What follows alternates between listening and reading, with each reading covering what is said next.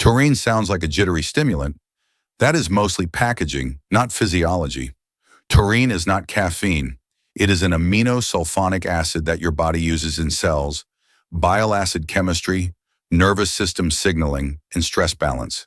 The confusing part is that energy drinks often put taurine beside caffeine, sugar, and other stimulants, so people blame or credit the wrong ingredient.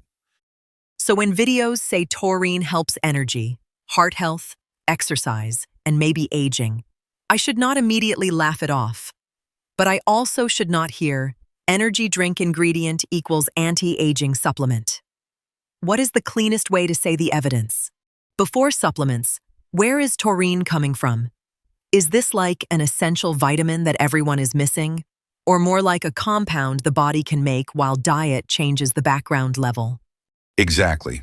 Taurine is found in animal foods and is also made from sulfur-containing amino acid metabolism, so baseline exposure differs.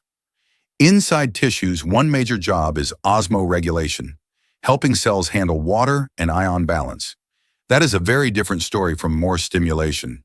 Think of it less like pressing the gas pedal and more like helping the cell keep its internal room organized under stress. The bile acid part surprised me. When people hear taurine, they think gym powder or canned drinks, not digestion. What does taurine have to do with bile acids? And does that mean it is a gut supplement?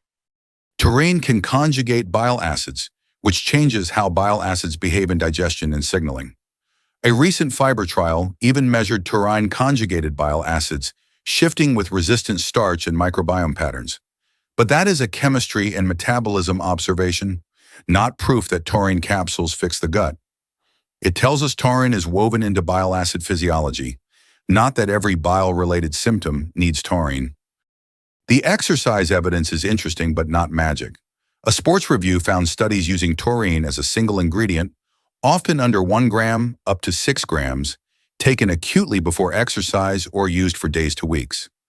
Outcomes like time to exhaustion, oxygen use, soreness, or power can move in some studies, but the effects depend heavily on training status, test type, dose, and design. That makes me nervous about people testing this through energy drinks. If the performance study uses taurine, but the can uses taurine plus caffeine plus sugar plus a giant serving, you cannot tell what helped or what caused palpitations. Right, recent athlete studies are also very specific. One wrestler crossover study combined a heavy activation protocol with taurine before anaerobic testing and saw better peak power and less lactate than comparison conditions. Another football study used taurine with caffeine and phosphatidylserine. So the combination looked promising, but it cannot cleanly tell us taurine alone caused the cognitive or tactical changes. What about the heart claims? I see taurine marketed for blood pressure, circulation, and general cardiovascular health. Is that just because it sounds calming, or are human cardiometabolic studies actually pointing somewhere?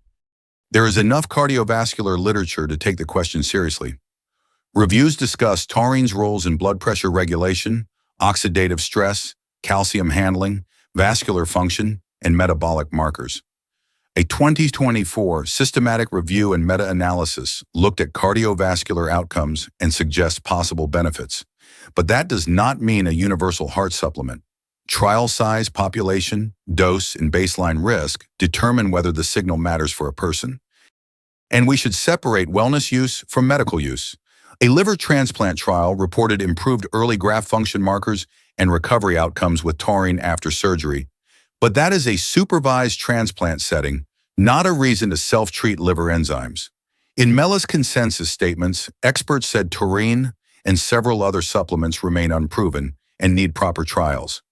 Disease context changes the rules. The longevity headline is the one people remember. If taurine levels shift with age and animal work looks exciting, what sentence keeps us honest without draining all curiosity from the topic? I would say taurine is biologically relevant to aging pathways, but human lifespan extension is not proven. The updated overview discusses taurine in aging and cardiovascular health, including stress response and mitochondrial themes. That makes it a credible research molecule. It does not make it a confirmed anti-aging therapy, because changing markers or animal outcomes is not the same as showing longer, healthier human life. So if someone is healthy, sleeps reasonably, eats enough protein, and wants a cautious experiment, who is the best fit? The endurance athlete, the lifter, the older adult chasing longevity, or the person who is just tired all the time? The cleanest self-experiment is boring on purpose. Use a single ingredient product, do not stack it with a new pre-workout, and choose one measurable outcome: a repeated run, cycling session, perceived soreness, or blood pressure log if your clinician agrees. Exercise studies often use acute timing before training or short chronic periods. But if nothing objective changes after a fair trial, the expectation should shrink. My final rule would be, do not use taurine to explain away symptoms.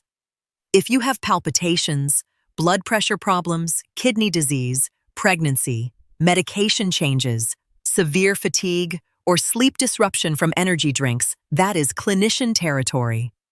Taurine may be real physiology, but real physiology is exactly why context matters.